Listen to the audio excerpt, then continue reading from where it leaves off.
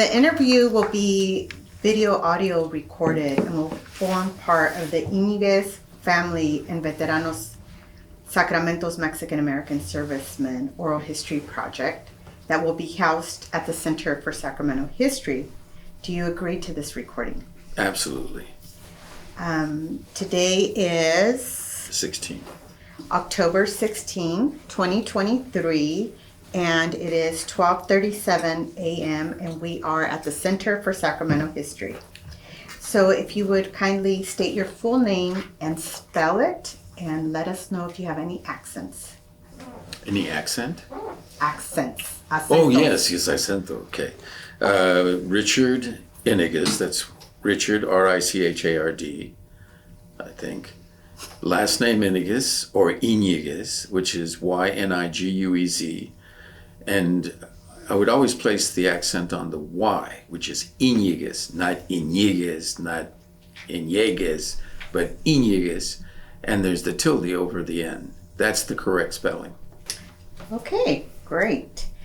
Please provide us with your date of birth, and including month, date, and year. December 8th, 1946. That's 12/08/1946. And what else did you ask? That's it. That's it. Okay. And where were you born? I was born in Fireball, California, which is Fresno County. That's all I know about it. It's an interesting story, actually. And I don't know if it's something we want on the record, but it's a good starting point in terms of who Richard Yñiguez is and why he's here. My mom was a WAC in the Army. My dad was a sailor in the Navy. They met in San Francisco because that's where they would get their money, the checks, they would cash their checks. They met, they had a one-night stand, and I'm the product. Once I was 9 months old, her family, once she was out of the Army, they traveled from Fresno area, Fireball, to Blythe, and they would pick cotton, fruit, excuse me. And so they were basically itinerant farm workers. And I was the little kid that they would put at the end of the field along with the other children. And so the older children took care of those children. But once I was 9 months, my mom came up to Sacramento looking for my father and found him, and they got married. Had 5 more children. Well, so 4 more children. I'm the 5th, so I'm the oldest. Was he aware that you were... No, he was not aware, because when she got there, she called out. Back then they had telephone books. You look up the Yñiguez, and so she knew more or less who my grandfather was. And so he sent my Uncle Dan to check me out, and took one look and said, "Oh yeah, that's Rudy." Oh my goodness. So he then brought her to the house, and my grandfather, once my father came home from work, he says, "That's yours. You're getting married." And I left out the shotgun, but it was there. And that's how it started. Mm-hmm. Your marital status? Single. Do you have children? 1, Elizabeth Ann Yñiguez. Elizabeth Ann Yñiguez. And, all right. So tell us where you were raised. You said your mom got here, found your father, they got married, and where did you live?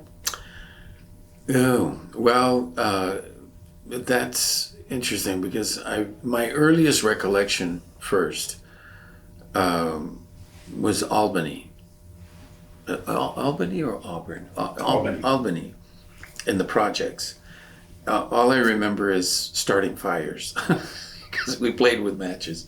And I have a scar to prove that I was there. I fell, and I have a scar here that basically a glass cut me, and but after that, what I remember is Sacramento, because then we lived on, I think it's across from Muir Park. Is it Muir Park? Right by the railroad tracks, and on C Street, because you had the cannery on the other side, Del Monte, where they did peaches and stuff like that. And my grandfather had a 2-story house there. We lived on the second floor, on upstairs, and my grandfather no longer lived on this first floor. My Uncle Sal did, who was a veteran as well. But that was during the beatnik era. So he had tons of records and stuff like that, where, because he had it's hard, what is it? It's like a bar, but it's not a bar, because back in those days it was coffee and poetry. Beatniks are an interesting... Like a coffee house? A coffee house. It was a coffee house, because that was the norm in those days. It was before the hippie era. So there was a transition from beatniks to, because they were into music and so forth.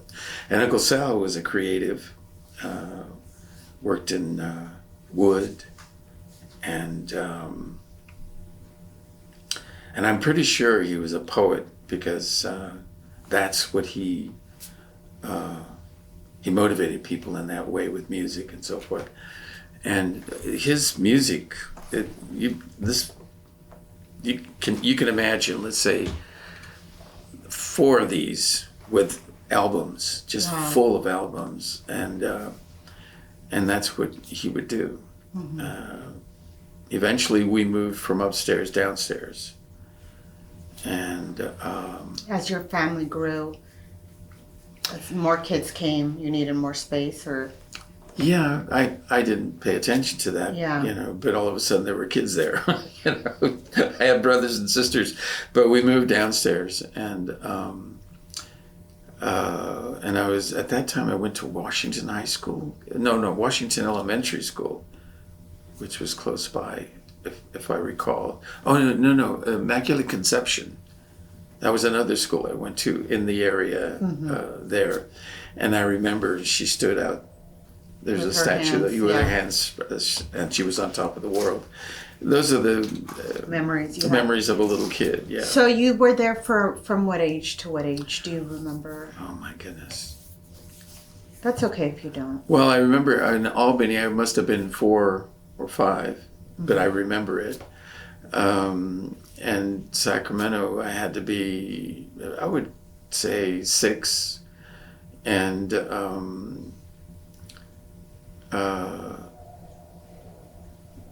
I remember getting hot dogs at school, because that's what they would do. You had 25 cents, you got 2 hot dogs.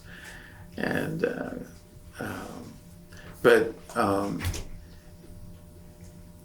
it was an interesting time growing up, because you started to be aware of what's around you.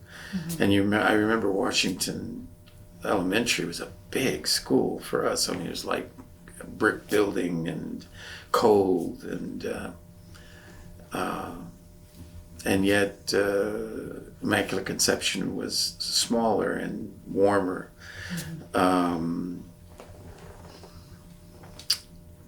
And I always felt out of place as a kid. And I don't know why, but it is what it is. And eventually my dad, there was always problems in our home. My dad was very much affected by the war, and drank a lot. I guess that was the norm back then. Guys who came back from the war were psychologically affected. 2 ships were sunk that he was on. Twice my grandparents were told that he was lost at sea. So they thought he was gone. Wow. These are the stories that I heard. He would never say anything. And apparently when he came back home, eventually he was shell-shocked. I don't know if you've ever been on a ship, but they have 5-inch guns, and those are like giant cannons. And when they fire, they recoil, and the ship moves. I was on a carrier. He was on a destroyer. So you can imagine how that ship in the water, every time it fired, boom, it would move, or the other way. And so it was very precarious. And then when it sinks, you have to move away from the ship, because the ship, as it implodes, sucks all the water back into it. And if you're there, it'll suck you right back into the hole, and you drown. Yeah. Well, the first thing they tell you is to move away from the ship as fast as you can. And so obviously he did that, but he would be stranded out at sea until somebody picked him up. So let's talk about your parents. I mean, you've already kind of... Oh, yes. Yeah. What is your father's name? Rodolfo, but he had another name, Prudencio. And that's because when my grandmother would go back to Mexico, to Zacatecas, where they came from, but they still had ties. My uncles would always my uncles and aunts would talk about going back to Zacatecas, the Bechititlan, which is a rancho that they came from. Well, my grandmother was pregnant at one point, and she had a child in her arms, another child. And when she went down there, well, that child, who was at that point still breastfeeding, and part of her passed away. But my father was born there. So he took on the identity of that child. So it's a confusing element. It's either Rodolfo or Prudencio. We don't know. But he stayed with Rudy, which was Rodolfo, when they came back. And my mom, I don't know much about, actually. I know that side of the family, but it's for some reason, I think in Latino families, the woman always comes with the man. Yeah. And so you lose that aspect of the What was family. her name? Her name was Santiago Carrillo. Santiago is James in Spanish, Jaime. But for the woman, I guess it would be Jane. I don't know. Santiago, and they called her Jimmy. So there's a clue. So Jimmy was either male or female, didn't make any difference. But they called her Jimmy here in the United States. I mean, she was born here in the United States. She was born in that area, the Fresno area. But Santiago was her given name. Yeah. Both of your parents were born in the U.S.? Well, the story, as I just said, my father was actually born in Zacatecas. In Zacatecas. Because he took the identity of the child that he passed was born away. in Zacatecas. Your mom was born here. Yes. But she's from Mexico también, or? You know, I don't know that history of her parents. I have a picture of her with her father and her siblings. Yeah. And they're just by a field where they had been working, or in Blythe, California. I guess I should send that to my cousin. Absolutely. Yeah. And but it's a mystery to me. I have no idea. So she was raised maybe here, or she part of her life from here? Or? Yeah. Once she came up here with me, this is where she stayed. When she passed away, she was 31. So she was a very young woman after 5 children. Yeah. And do you know how she passed, or? She had what they called back then a cerebral thrombosis, which was a blood clot in the brain.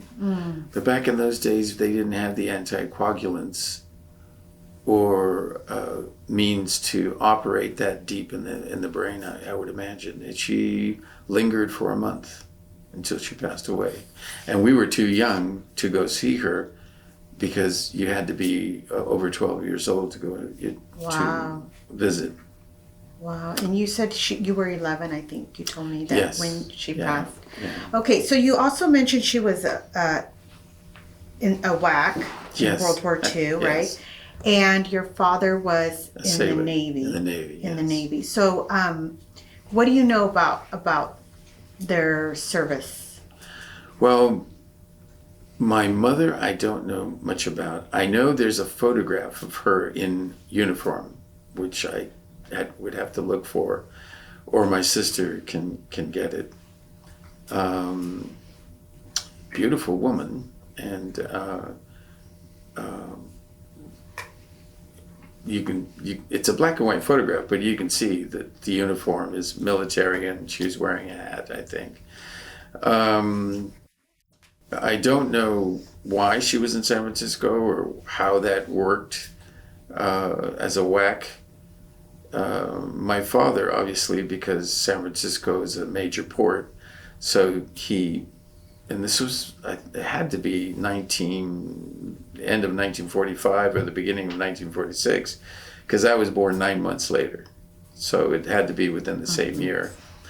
And the only thing I know about my father in the Navy was he was on 2 different ships that sunk. Yeah, so who told you those stories? Because you said he never talked about it. So how do you know about that? And I know about it basically because of my uncles, because they were in the military as well, and so there was some talk about that, and I must have picked it up because I know. I'm not sure if my grandmother ever said anything to me. But and I did a documentary on Mexican Americans World War II, and that was really the last time we really had some real communication, and he was very emotional in that the Yñiguez, we were very emotional people, so it was difficult to see him relive and go through that. But he tried to express himself when it came to his problems that he faced in the Pacific. So I'm there's not much that I can say because I never did any research or anything like that. I don't even know the names of the ships. Yeah, or where they sank. Yeah. So he was in the Navy, and do you know what years he served? No, I don't. But obviously, as we know, when World War II ended, which is 45, I believe. Yeah, it's 45, September 2nd. But the war lingered, whether we know it or not, into 46. There were still soldiers in the Philippines being killed because the Japanese didn't know. But when it came to maritime conflicts, that sort of ended, quite rapidly, But I have no idea. That's sad. I guess I don't even know if I can actually find out. I have his records, actually. I have his DD-14, so I should look at it. Yeah, if you could bring those. Yeah, now that we're talking about it, I'm just realizing. Historians can piece that together for you. Yeah, I do have his birth certificate as well. So, bring that. Yeah. How I have a birth certificate, I have no idea. Knowing, but again, that child was born here and he was born there. Because they came up during, that's an interesting, remember the revolution, the Mexican Revolution, 1910. To 17. 17, and then after that was the Cristeros. That was another revolution, yes. Separation of church and state. Yes. That's when they came. here. Yes, Because that's when they were was- killing priests and nuns Yeah, and it so was forth. pretty. Central Mexico got hit really hard with the Cristero. Yes, and that's one revolution that nobody really talks about because not everybody knows that much about it. But of course, Mexico does, but up here, But up here, yeah, you're right.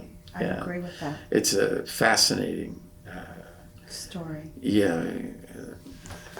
So I did want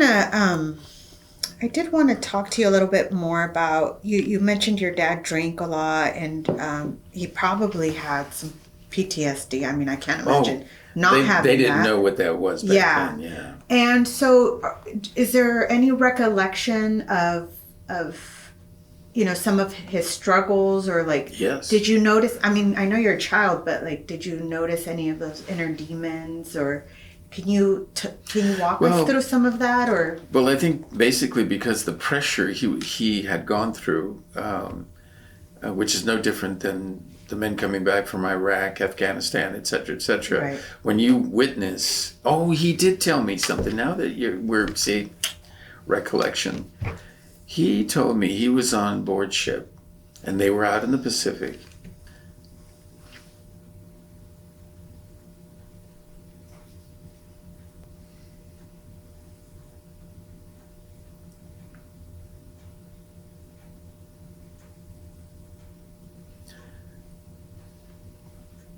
Okay. I have to take.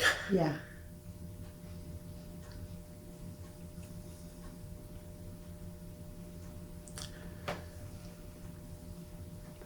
He was on board ship, and there was a friend of his.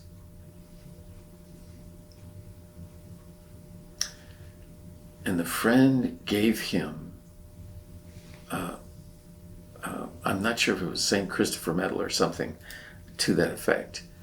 And my dad said, no, don't do that. Because he thought he was going to die, this young man. And my father tried to dissuade him. And he said, no, don't worry about it. We're going to get out of this. It's going to be fine. The guide gave him the medal, and he said, if anything happens to me, give it to my family. And my dad said, oh, sure, of course, but nothing's going to happen. The gentleman walked away from him, and there was incoming fire.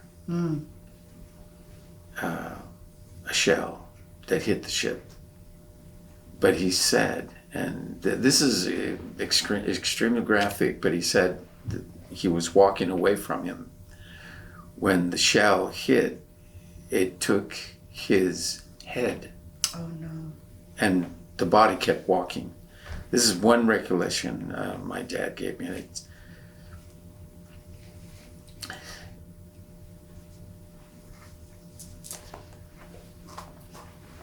because it could have very well have been him. Yeah. And it stayed with him. But that's the one thing, now that I'm remembering, it's the one thing he said. And the next thing he knew, he was swimming in the ocean. And but that, you can imagine what that did to him. It scarred him for life.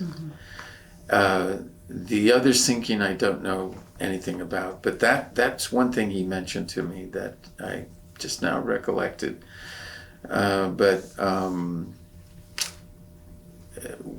Some of the effects that I saw is, as a kid, there was a bar that was just a couple of blocks away from where we lived, where he would go. And my mom would then send me, go get your dad. I was a little kid, 7 maybe. I would go.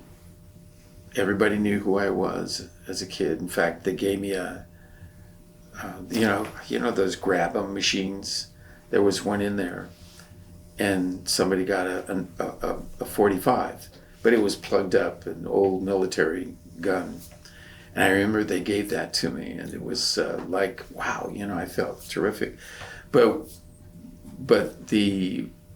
what we did though, and I wasn't alone, there were other kids, and we all sat there waiting for our fathers to come out, and we would walk them home. Because They were, totally out of it, drunk. And if you can imagine, I was a human cane because he would have to hold on to me to get home. And it happened more than once, obviously, because that was the norm. But he was aggressive.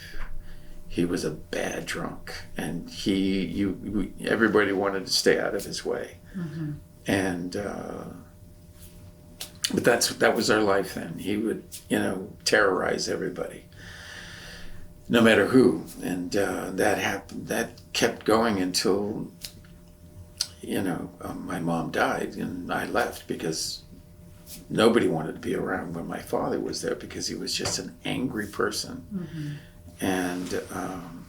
And he wasn't small. He was a big guy. Mm-hmm. But it was something that he carried with him, all his life. There was nothing. It's something he couldn't control. Yeah. So he was violent towards you and your mom and everybody. Yeah. Did you? You seem to be a little bit sympathetic. Did you realize that at the time, or is that something that you grew into? No, it's something that I carry with me now. Yeah. Because he and I never got along. Mm-hmm. There's that. It's a normal thing. Father and son never getting along and so forth. But in this case, that scarred me. Of course. He brought that into our lives. And it wasn't appreciated. And as I grew up, I grew up without him because he left us in Mexico as children. We were taken there, and I grew up there. Whereas my cousins, that world kept going, and we were isolated now. And my sisters and I, in a country we didn't know anything about, we didn't have the culture. My mom was teaching us some Spanish, cuchillo, tenedor, leche, but it wasn't something we could use in practicing. Right, a full sentence maybe. Yeah, and so when we got to Mexico, it was exciting, new, different. And, you said it off camera, so I just want maybe just let us know what year, how old you were when your dad took you to Mexico after your mom passed. Yeah, no, I was about 11. Yeah. 10, 11. And there were 4 of us who went. My brother, Rudy Jr., my 2 sisters, Yolanda and Beatriz, and myself. Mm-hmm. Our youngest, Diana, stayed behind because she was too small. She was only 2 years old, 3, something like that. And my father realized that my brother was too young when we got to Mexico, so he sent him back, or brought him back. So the 3 of us, the oldest, stayed there. And my sisters were interned, and I roamed the streets because I didn't like the school I was staying at. But that was better because I started to grow within the culture, and I think I'm a better person for it because Mexico is so rich with, and the people were just incredible. Families would take you in, you had dinner, you had lunch, the school I went to was a Catholic school, Colegio Patria. We were called the Pericos because our uniform was green, and I think the top was creamy yellow kind of thing. So, it was a terrific experience. Yeah. Mm-hmm. So how old were you when you returned to the States? 17. I walked across the border all by myself, just came across this way. And my dad was on this, instead of going to get me, he waited on this side. He said, just tell me you're American and come across. I said, okay. So I did that. And then the question was, okay, what are we going to do with you? I don't know. you're my father. What are we going to do? He says, well, I can't take care of you. We were in Santa Paula at that time. He was taping houses. Taping is when you have walls and they come together. There's a space. So the taper comes in and tapes it so that they're together seamlessly. And it was a good job and a lot of money. But he still didn't know what to do with me. And I said, well, I can go to school. And I said, yeah. And he said, yeah, but who's going to feed you? Who's going to, I live in a little room over here. Okay. Then he came up with a bright idea. You go into the Navy, 20 years from now, you'll retire, and then you can do anything you want. 20 years. I said, well, okay, let's do that. So I joined. And you joined where? Santa Paula. From Santa Paula to Ventura. That was the main place. From Ventura to Los Angeles. We had a waiting area. And because they were just accumulating people as we went along. And this is what year? Oh, man. Oh, 64. Yeah, because I went in 1964. And once I was in Los Angeles, they tested us at 3 in the morning or 4. I was falling asleep. Of course, I didn't test well at all. And then boot camp in San Diego, and then while I was there was an outbreak of spinal meningitis. So we had to stay longer quarantined, and we didn't know when we were going to be released, because that's a very contagious and dangerous. We had some guys who never made it, and I was lucky, and I was the only one that got a ship. Everybody else got schools because I tested very badly. And the next thing I know, I'm going to, and the DI came to me. Oh my God.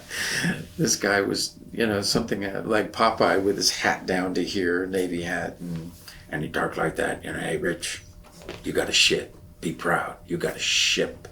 I said, oh, okay, I got a ship. And I didn't know what ship it was going to be or whatever. And the next thing I know, I'm in Sacramento visiting family in uniform now. And that was interesting and wonderful, because then there was a lot of embracing. And then I went to Long Beach, and I'm standing in front of the USS Yorktown, CVS-10, anti-submarine. It was the biggest building I'd ever seen in my life. And I'm standing in front of it, and I'm going, holy moly. And then that way, and that way, and it's made out of steel, and it's floating. Now that to me was, I could not believe that. Mm-hmm. And because you don't understand the mechanics until you get on board. And then when you get on board, there are 5,500 men on this ship. Jet aircraft, propellered aircraft, a squadron of helicopters. I mean, it was massive. And there you are. Okay, and you don't know a soul. You don't know anybody. And the next thing you know, you're peeling potatoes. Because that's the first thing you do. You go to the mess decks. And so you get to sort of settle into this society. Because it had a whole social structure. And this is during the Vietnam War. It was just the beginning of the Vietnam War. We were already fighting, and at that point, the ship now leaves Long Beach to go to our next port, which was Oahu, Hawaii, the big island. and that was Pearl Harbor. But once I got on that ship and we went out to sea, I could not stand up. Now, mind you, this is an aircraft carrier that barely moves. The little tiny wave ain't gonna do nothing to it. But my ears, I could feel the subtle movement of the ship and get sick and would just fall flat on the deck, and I'd be laying there. The sailors would go by and go, Yñiguez, what are you doing? Says, I can't get up. This went on for 2 weeks, and they would tell me, eat crackers, get Dramamine from the sick bay. None of it worked. And so I had to just get used to this. In español, estaba mareado completamente. Yeah. It was just, sickening. But I got used to it like everybody else. You get your sea legs, and then you travel the world. I went all over. Our next port of call after Pearl Harbor is Subic Bay in the Philippines, because that was a major hub for the United States Navy. Mm-hmm. And another culture, but very Spanish in style. And they spoke some Spanish and intermingled with the Tagalog. And I'm going, holy moly. The women were very Eurasian in the sense that, Magellan went there and planted Spanish soldiers. And so it was another, and there were Yñiguez there, as well as Gomez, Garcia, et cetera, et cetera. Right. So it was a real eye-opener, and the food was very similar in that sense, but just beautiful people, and an exciting opportunity for me to see culture and a different country. From there, the next stop was either Sasebo, Japan, Yokosuka, Nagasaki, all of that, all around there, or, I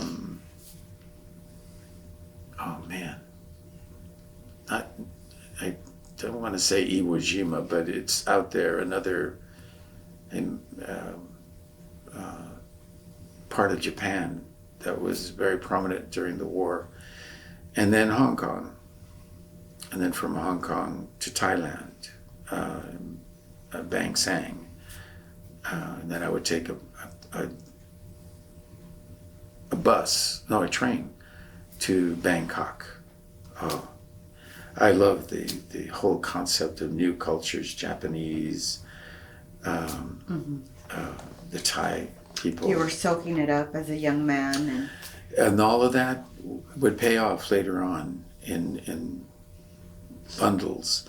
Whereas most of the people on board ship, men, were just so self-contained. They wouldn't go out, they wouldn't venture, they wouldn't eat the food. They were meat and potatoes, that's it. And they were just waiting to get out. Milliseconds they were counting. I was absorbing it. I loved it, and that's what happened when I went to Mexico. Boom, a new culture, something different, exciting, and it's me. Teotihuacan, Morelia, Michoacan, Janitzio, Pátzcuaro. Well, in Japan it was the same thing.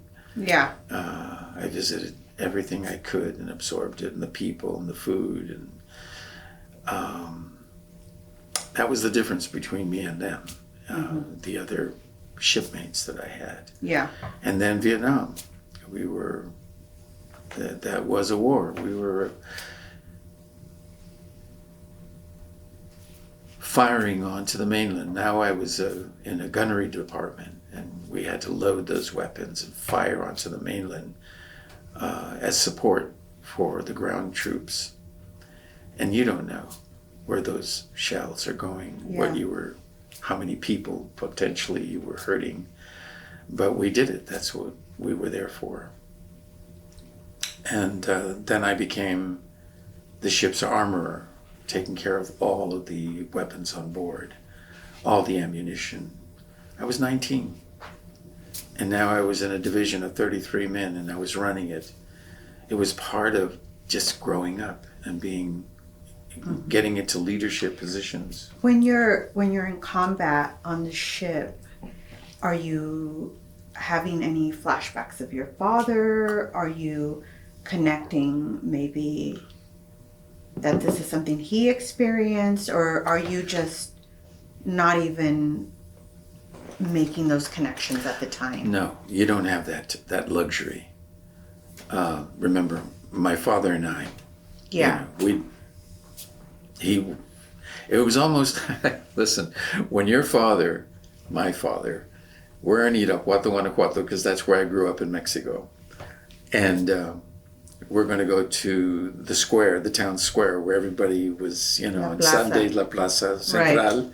And the girls go in one direction, the boys go in the other direction. And my father tells me, remember, you're my brother. I'm going, what? You're my brother. Eres mi hermano. Come on, man. Because he was still on the make. He was still this young, vibrant man in himself, and he was. But he was tall, impressive, handsome. And I'm this little kid going, your brother? What does that mean? But that's the life. That's what he was. And you'll know this. He was a falluquero. It's a person who would buy things in the United States and then sell them in Mexico for exorbitant prices because he didn't have to pay taxes and all that stuff. So that's what he did. He was like, I don't know how would you translate that, but he was, there is a word I know in terms of, I don't even know if that's important, but to me it was, because he did go to jail for a while, and the whole family had to take him out. But meanwhile, we were starving in Mexico. I mean, that's another story. But no, when you're in that kind of a situation where you have a whole battle group, like right now they're sending the carriers to the Middle East. Well, that's a battle group. It's not just a carrier.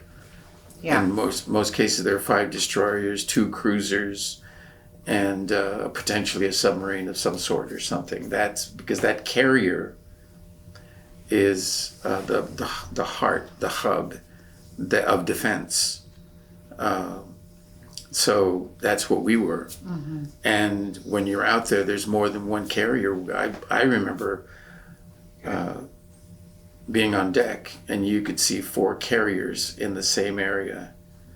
Kearsarge. Oh my goodness, trying to remember them, but they were there, and you knew you were in a potentially dangerous situation. Even though you were a giant ship, you were vulnerable.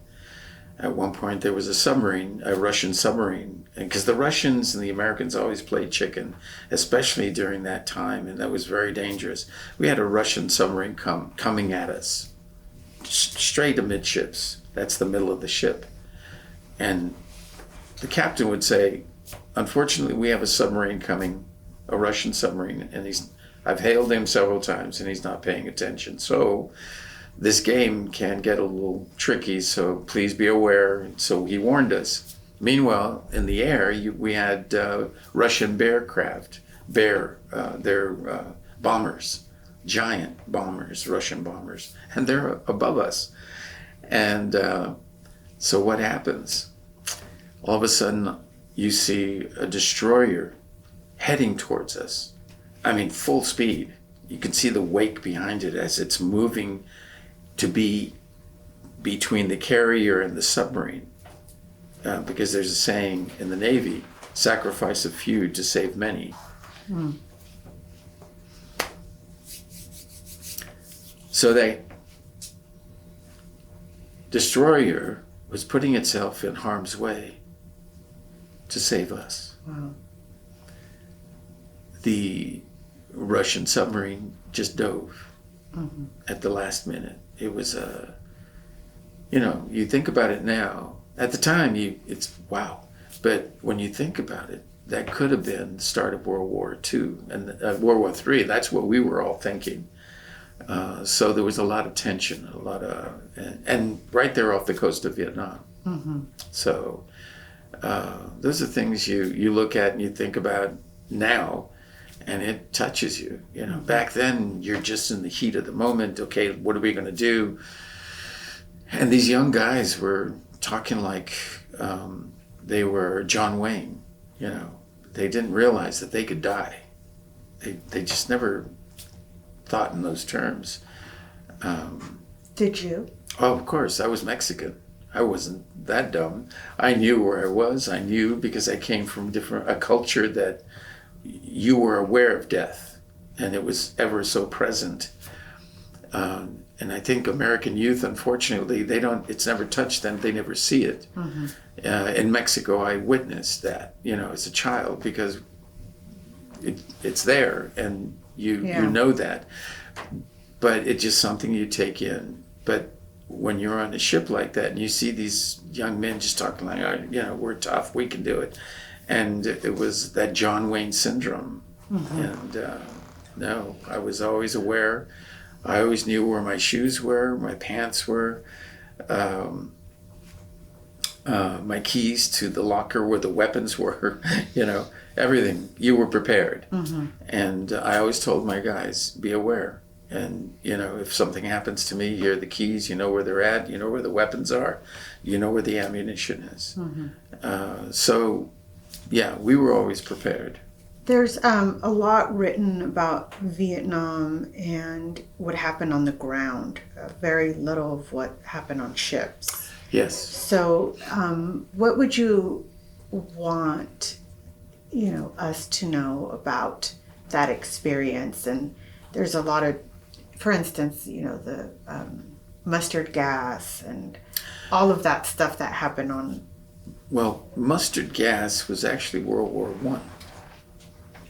What they had the wrong name. No. Yellow. What they had during the Vietnam era, and we went to school. They sent us to school, and we have to go through gas, walk through a building. We have to wear masks, and then they take the mask off, tear gas, and all that stuff. But in Vietnam, I don't think they ever used it. But it's nerve gas. Nerve gas, all it has to do is touch you, and you're gone, you know. And we were taught to be careful, and they gave us a little, it's an ampule that it's anti-nerve gas inoculation, because you would stick it in your thigh. It's a needle like this, and you have to do it because it's part of your training. Bam, and of course it's not the actual stuff, but that is in your kit. That's part of a kit that you would have, because nerve gas travels. It doesn't just stay on land. It'll go in at sea, just like Agent Orange. We were right in the middle of Agent Orange in that whole area. Many of the guys that were on ship with me passed away because of those agents that they use. And I didn't realize until later, there's Agent White, Agent Blue, Agent Yellow, Agent this and that, and so Agent Orange. So there were different kinds of foliage destructive elements to do away with the foliage, the jungle. That's what Agent Orange was, to destroy the trees, the brush, and so forth, so the troops can go in and deal with it. Because it was so dense. Yes, but unfortunately, that has caused death and destruction for our troops who came away not knowing that years later they were going to get cancer, prostate situations, you name it, and and they fought for to get medical attention for it. So now we're just doing that through the PACT Act and so forth. And I urge all vets who went through that era to look at the PACT Act and get compensated or get medical attention for what they have, because a lot of them died not knowing that it was an effect from their military service. Yeah. Diabetes, it's rampant within the servicemen. But on land, which they called in country, it was war. It was. I have a friend who's another fellow actor, Rafael Lopez.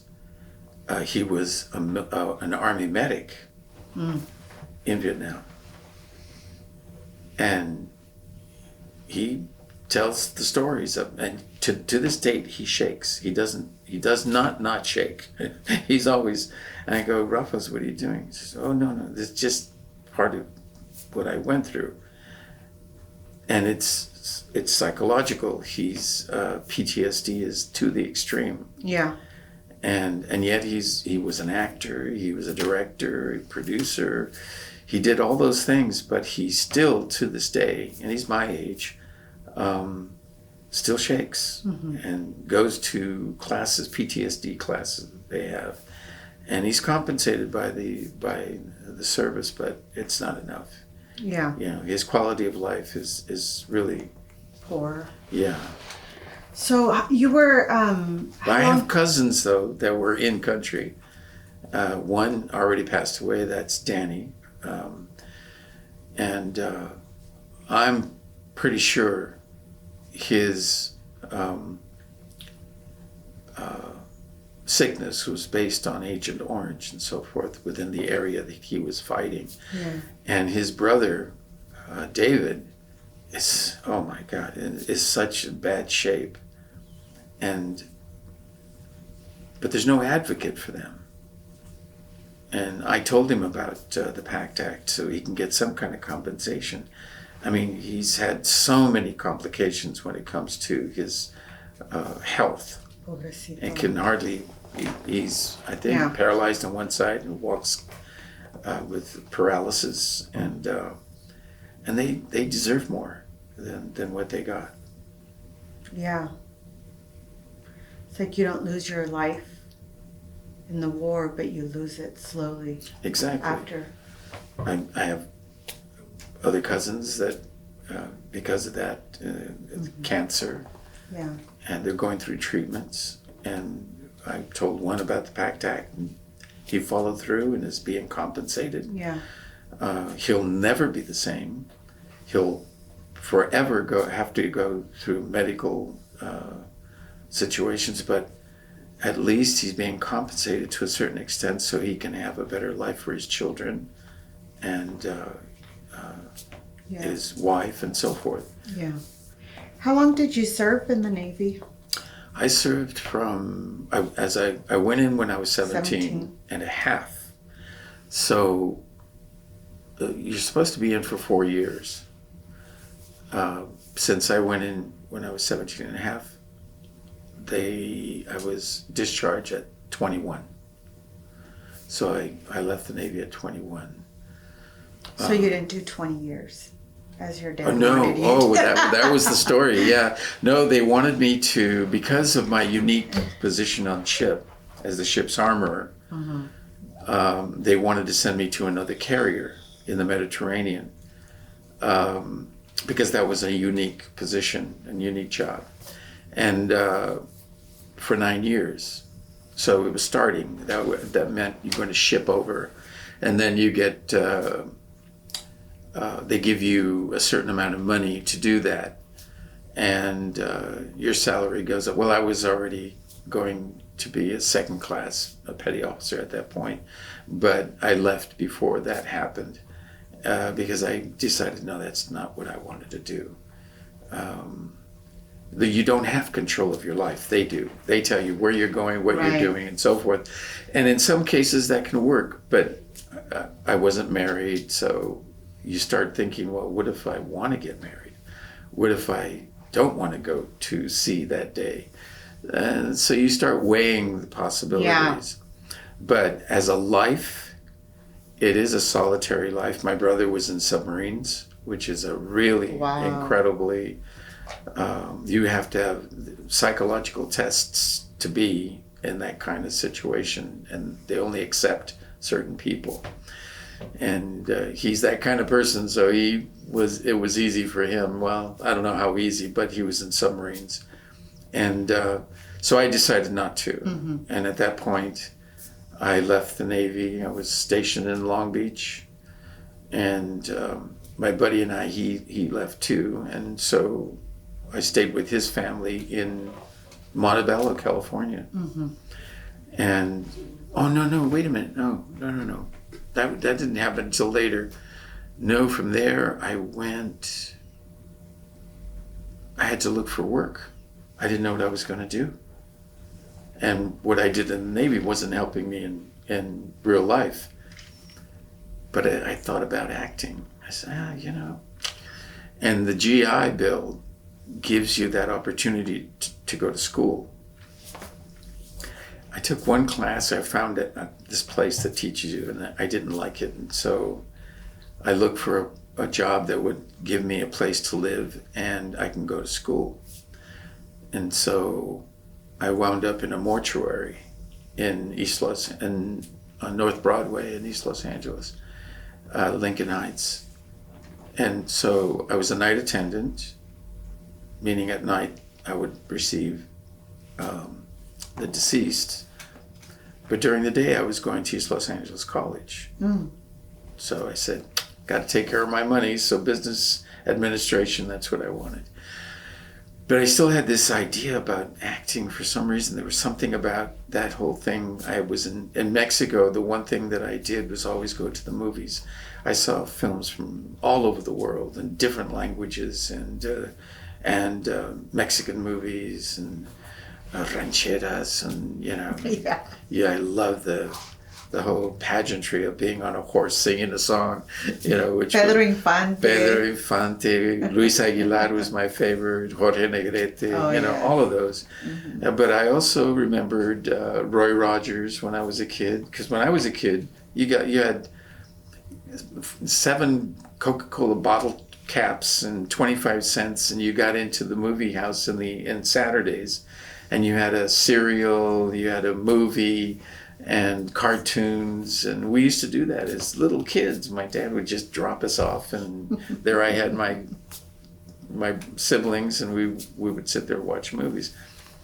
It was amazing, but those things stayed with me. Mm-hmm. And eventually, by sheer luck, I found myself in the mortuary. The priest that was there, because I also did the rosaries. I would be taking care of the coffin. Our people get a little crazy when it comes to wakes, and they're always drinking outside, and they come inside and they would lean on the coffin and, oh, mama, oh, tío, this and that. And I'd have to stop them, and it was crazy. But there was a youth group that he was dealing with, and I sang songs, I played the guitar a little bit, and he said, bring your guitar. So I sang for them, and they said, we need to start a theater group. And they said, what? No, we don't do that. No. I said, okay. But one of the girls there called me and said, we're doing a TV show for PBS, but we're going to teach people acting to then become part of the show. Real people. We want real people. I'm a real person. So 5 guys from college and I went down there, and we were accepted. So I left college, and now I had a 3-week crash course in acting. But it was a publicity stunt. I didn't know what a publicity stunt was. It was them saying, look what we're doing for the community. And they hired all professional actors to do this TV show called Canción de la Raza, which was the first TV show on a network, because PBS was a network then, that had an all-Latino cast. Okay. So they said goodbye to all these 400 people, just like that. And I didn't want to let it die, so I created a 501c3, Mexican American Theater Workshop. Mm. So now I was teaching acting after 3 weeks. Oh my. So it was crazy. And then another guy came along who was a classically trained actor, and Shakespeare and so forth. So he and I were now teaching. And then I get a call from the show saying, hey, we want you to be a part of the show. So then I became the youngest member of the cast. Not the youngest member, but playing the youngest member of the cast. And that's how I started. That was 1968, probably middle of the year.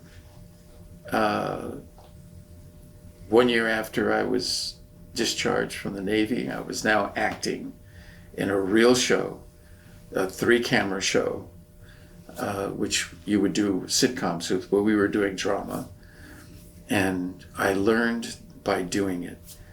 And from there on, I got an agent. I went on to do working with Lucille Ball on The Lucy Show.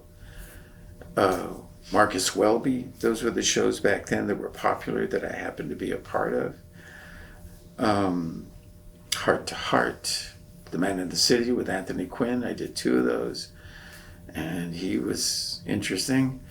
And so I was lucky. All of a sudden there was something, I guess, about me or about myself. I felt confident, and I think I got that from Mexico. There was something in me that, you know, you're more than just a kid on the street. You're an enterprise. You're enterprising. You're moving along, and I felt great, and it was empowering, and that's how I started acting and went on to produce and direct and create my own kind of concepts, and I was lucky. Yeah, I think that we covered there's a lot. something. Yes, well, go there's ahead. something. This is something that I think everybody should know, especially young people. The idea of being in the military created leadership, enhanced my already leadership qualities. Leadership is also feeling confident about who you are. And that's what helped me when I left the Navy, because I was already dealing with men older than myself, leading them in that capacity as the armorer. And even though I wasn't thinking of it that way, but when you analyze it later, especially how it helped me as an actor, because I was dealing with people I, again, didn't know. I'm in a situation that I had never been in before. And so the military gave me that sense of self. And so you grow into it, and it becomes empowering. And I carry it with me now, today. Yeah. Just as Richard Yñiguez. And I would encourage anybody, if you really want to do something different and good about yourself, and you have nowhere else to go, join the military. It is empowering. It gives you a sense of self. And yes, there's that potential of sacrificing for your country, but that's what it's about. You are an American while you are here. You still carry your culture with you, which is, for me, Mexican, but you are an American.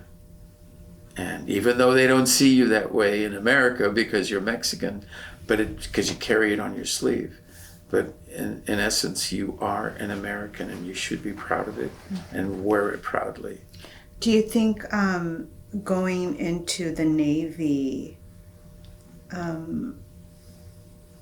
sort of made your identity a little bit stronger in terms of like what it means to be an American, since you had already sacrificed, served your country? And do you think that solidified that for you, and that when people were racist towards you, discriminated against you, that you were able to push back because of your service? Is that, or how would you interpret it? No, that's a good analogy to, but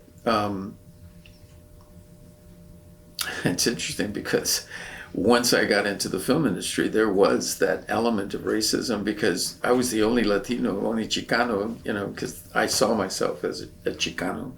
I still do, because I'm still fighting, but not in a way that we did in the 60s. And, I'm just proud of the fact of who I am. But you're right. That made me stronger inside because of the leadership elements that you get when you're in the service. But I already had that growing up in Mexico, because when you find yourself, I mean, how many kids are going to be able to carry their little shoe shine box and go up to somebody?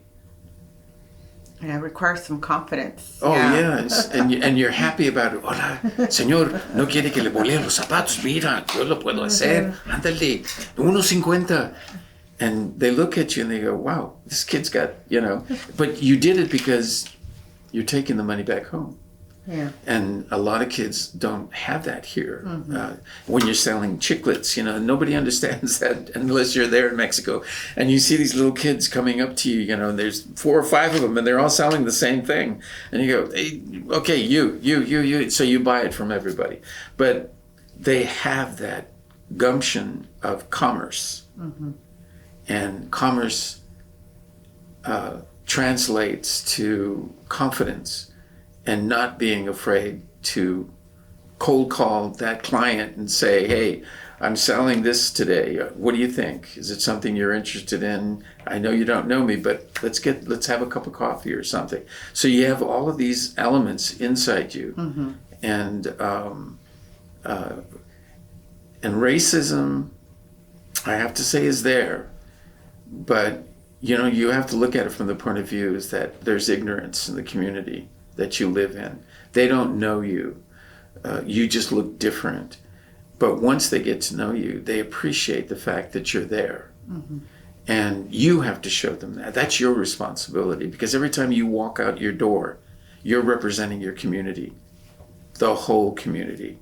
When I do something, as Richard Yñiguez, let's say the actor, Richard Yñiguez, whatever, I have to show them that I'm part of them, and our community is our community to protect and to make better, and for them to feel comfortable when I'm around, as I will feel comfortable when they're around, because it's a brotherhood. We're the same. We're countrymen, and we don't talk about that enough. That's like the lowriders. That's my audience. Those guys are keeping America alive. Those cars would not exist if it weren't for them. They spend their hard-earned money. Yeah. Their family, it's a family project. They're not gang members, they're family people. And when I go out there, the first thing I hear, it's because of you, man. I got this car, I got the Monte Carlo, I did the first thing. They have these wonderful accents and they don't speak Spanish. But they speak with an accent like that. Órale, vato, venga. Hey, come on over here, man. Jubile ese. Yeah, you see this car, man. You got to see my 57, loco. Come on. I go, okay. And I'm I find myself from Mexico, even though I was born here. But it's like, it's a different thing. And that happened to me on board. There was a guy named Louis, and he would talk like this. Órale, Richard, yeah, man. I got, all right, and I would talk to him in Spanish. I would speak to him in Spanish. I would say, Louis, ¿cómo estás hoy? ¿Qué está pasando? So, it's okay, man. Everything's okay. It's all right. And I go, wait a minute. Why don't you answer me in Spanish? What is this? Oh, I don't speak Spanish. I only understand it. I go, what? You don't speak the language? You have this accent as well. I'm from East LA, I go, holy moly. But he was so proud of who he was, Yeah. He had power. A good man. Well, is there any closing thoughts you'd like to share or add? Well, first off, I think this is terrific. You know, having the opportunity to express myself as to who I am, because you're asking questions that are pertaining to my military activity, my life, from where I come. And I think that conversation's important because nobody would ever know unless they ask me. Mm-hmm. And I think that's where your project is powerful. You're asking the right questions. Who are you? Where you came from? Your military activity, how important was it? And your family, my family was all of them went into the military. Mm-hmm. And we survived. And that's the most important thing. And we carry that with us. My uncles are no longer here. Yeah. But they are part of us. Yeah. And my cousins. You know, what more can you ask for? We all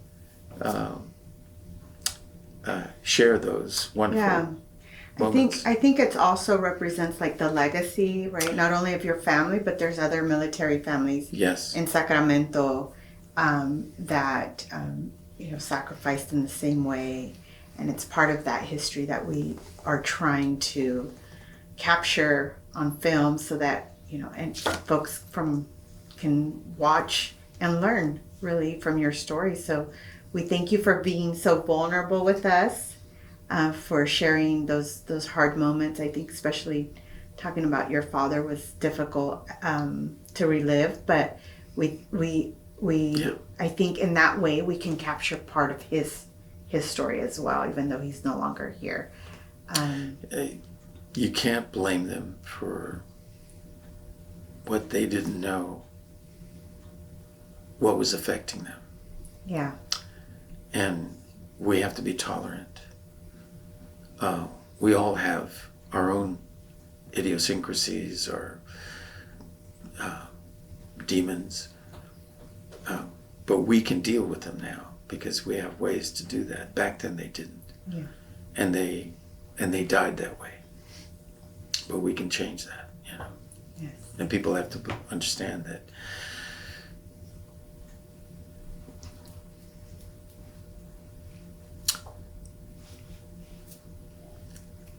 our young men come back damaged. And we have the responsibility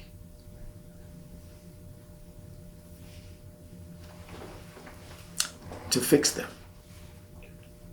And if we don't do it, nobody else will. And it's happening now. Can you imagine what's happening to those poor Palestinians, the Israelis, the families that went through this horrific thing? They're going to need help. And it's a difficult situation. I'm not going to go there, but the atrocities, the inhumanity that is existing. I know. El Salvador. Present day wars, present yeah. day. I'm sorry. No. Thank you tangent. so much for your time. We're going to conclude our interview at 1:50.